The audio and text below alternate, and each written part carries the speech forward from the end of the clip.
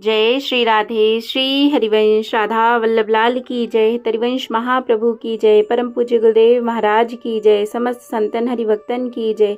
समस्त गुरुवन और आचार्यन की जय। बहुत बहुत स्वागत है सभी का। आइए सुनते हैं भगवत कृपा के अनुभव में से बड़ी ही सच्ची और सुंदर घटना को। यह घटना हुई है भक्त राजा जयमल सिंह जी के जीवन में। और भक्त राजा ये जो जयमल हैं ये हमारी पूज्या श्री मीरा जी के भाई हैं। बहुत बहुत सुंदर लीला है भगवान की। कैसे कैसे हमें विश्वास नहीं होता भगवान की इतनी सुंदर सुंदर कथाएं सुनने के बाद भी। ये लीजिए एक और प्रमाण कि भगवान हैं, भगवान आते हैं, भगवान कृपा करते हैं, उसकी प्रत्यक्ष ये कथा है। बड़े ध्यान से सुने, बहुत आनंद आएगा। राजा जयमल सिंह जी मेड़ता के राजा थे। ये बड़े ही नीतिज्ञ, सदाचारी, साधु स्वभाव, नियमों में तत्पर और दृढ़ निश्चयी भगवत भक्त थे। यद्यपि ये भगवान का स्मरण रखते हुए ही राज्य का सारा काम करते थे, फिर भी प्रातःकाल 1.5 पहर दिन चढ़ने तक तो प्रतिदिन एकांत स्थल में नियमित रूप से भगवान का ध्यान भजन करते थे। 1.5 प्रहर का मतलब है कम से कम 4 से 5 घंटे। तो ये तो पूरे दिन तो भगवान को ध्यान में रखते ही थे, लेकिन ये इनका नियम था कि 4 से 5 घंटे पूजा करेंगे ही करेंगे।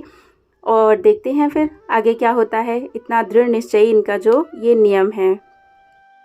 तो जो इनके ये नियम का समय है, इसमें चाहे बड़े से बड़े ज़रूरी काम के लिए भी कोई इनके पास आ जाता, पर ये भगवत पूजन के आनंद सागर में ऐसे डूबे रहते थे कि किसी प्रकार के बाहरी विघ्न से उनका ध्यान नहीं टूटता था। इस समय उनकी अंतर और बाहर की दृष्टि मिलकर एक हो जाती थी और वह देखती थी केवल एक श्याम सुंदर की त्रिभुवन मोहन अनूप रूप राशि को। इस समय की उनकी प्रेम विवलता और समाधि निष्ठा को सौभाग्यवश जो कोई देख पाता, उसकी भगवत प्रेम की ओर बलात् ही आकर्षित हो जाता था। इनकी इस प्रतिदिन की नियमित साधना के समय अत्यंत आवश्यक कार्य उपस्थित हुए, परंतु जयमल अपने प्रण से नहीं डिगे। जयमल सिंह जी के इस प्रण की बातें चारों ओर फैल गईं।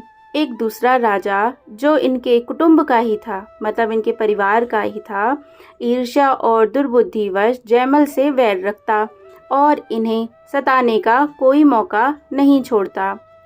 उसे जब यह बात मालूम हुई तो उसने एक दिन प्रातःकाल के समय बहुत सी सेना साथ लेकर मेड़ता को घेर लिया। जब लोगों ने देखा तो उन्होंने जाकर राज्य में सूचना दी, लेकिन राजा का कड़ा हुक्म था कि उनकी आज्ञा के बिना किसी से युद्ध आदि ना किया जाए। अतएव दीवान ने आकर महलों में खबर दी, परंतु राजा जयमल के पास तो उस समय कोई जा ही नहीं सकता था। आखिर राजमाता से नहीं रहा गया। राज्य नाश की आशंका से राजमाता साहस करके पुत्र के पास उनकी कोठरी में गई। उन्होंने जाकर देखा जयमल समाधिनिष्ठ बैठे हैं, बाह्य ज्ञान बिल्कुल नहीं है, नेत्रों से प्रेमाश्रु बह रहे हैं, बीच बीच में अनुपम आनंद की हंसी हंस रहे हैं। उनके मुखमंडल पर एक अपूर्व ज्योति फैल रही है। माता एक बार तो रुक गईं, परंतु पुत्र के अनिष्ट की संभावना से उन्होंने कहा, बेटा, शत्रु ने चढ़ाई कर दी है, कुछ उपाय करना चाहिए। जयमल का चित्त तो भगवान की रूप छटा से निरुद्ध था। उसको कुछ भी सुनाई नहीं दिया। जब 3-4 बार पुकारने पर भी कोई उत्तर नहीं मिला, तब माता ने हाथ से जयमल के शरीर को हिलाया। ध्यान टूटने से जयमल ने आश्चर्यचकित हो नेत्र खोले। मन में बड़ा क्षोभ हुआ, परंतु सामने जननी को खड़ी देखकर तुरंत ही भाव बदल गया और उन्होंने माता को प्रणाम किया। माता ने शत्रु के आक्रमण का समाचार सुना दिया, परंतु जयमल को इस समय भगवत चर्चा के सिवा दूसरी बात सुनने का अवसर ही नहीं था। उन्होंने चाहा कि माता को नम्रता से समझा दूं, लेकिन उनकी वृत्तियां तो भगवत रूप की ओर प्रबल वेग से खिंची जा रही थी। समझावे कौन। जयमल कुछ भी बोल नहीं पाए और उनकी समाधि होने लगी। माता ने फिर कहा। तब परम विश्वासी भक्त जयमल जी के मुख से केवल इतने शब्द निकले, भगवान सब कल्याण ही करते हैं। तदंतर उनकी आंखें मुंद गई।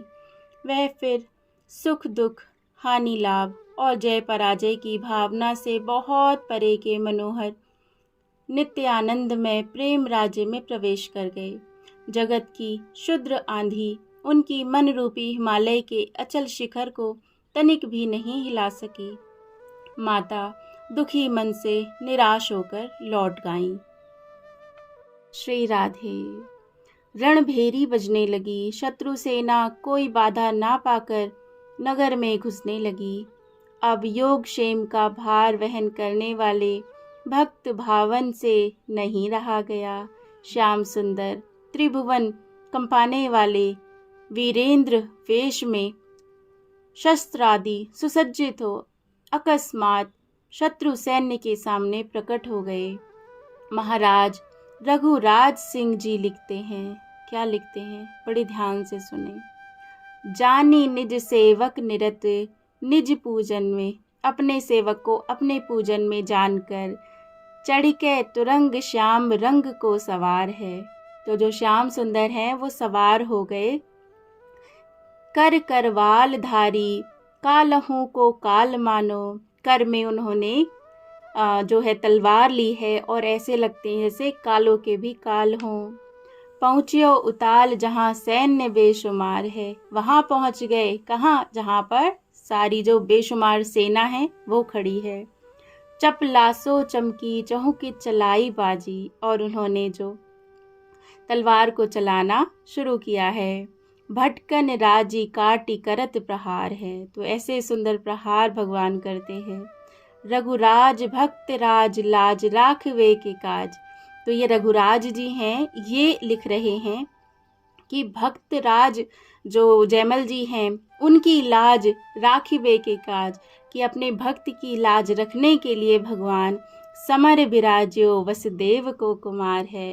तो जो समर जो प्रांगण है जहाँ पर युद्ध हो रहा है वहाँ पर कौन आए हैं? वसुदेव के कुमार आए हैं, भगवान श्री कृष्ण आए हैं। आहा हा हा, कितना सुंदर, कितना सुंदर। जय हो भगवान की जय हो।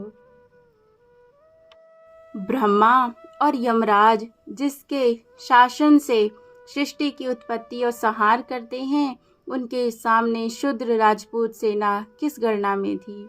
बात की बात में सब धराशायी हुए। उनका पुण्य आज सर्वतोभाव से सफल हो गया। भगवान के हाथ से निधन हो वे सदा के लिए परम धन को पा गए।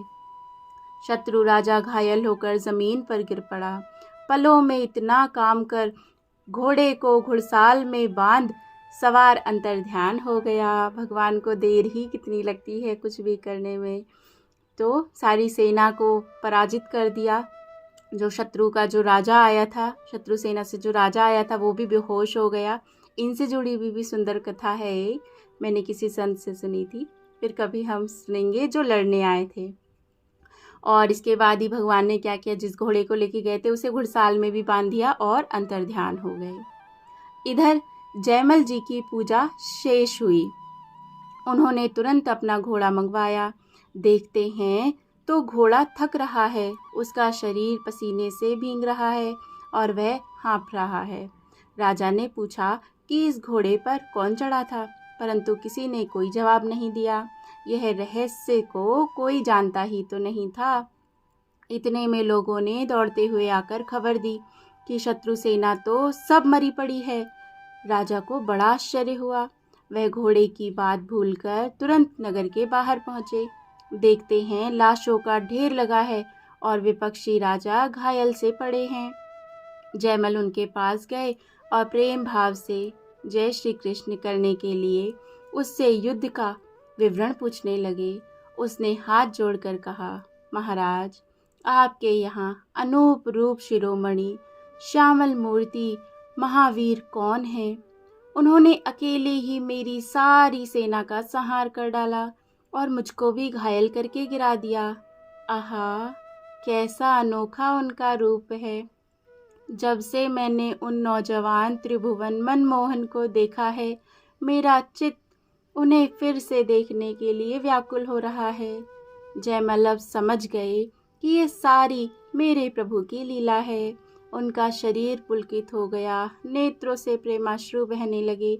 वे गदगद वाणी से बोले, भाई तुम धन्य हो, तुम धन्य हो। तुम्हारे सौभाग्य की ब्रह्मा भी प्रशंसा करेंगे। आहा, मेरी तो आंखें उस सांवरे सलोने के लिए तरस रही हैं।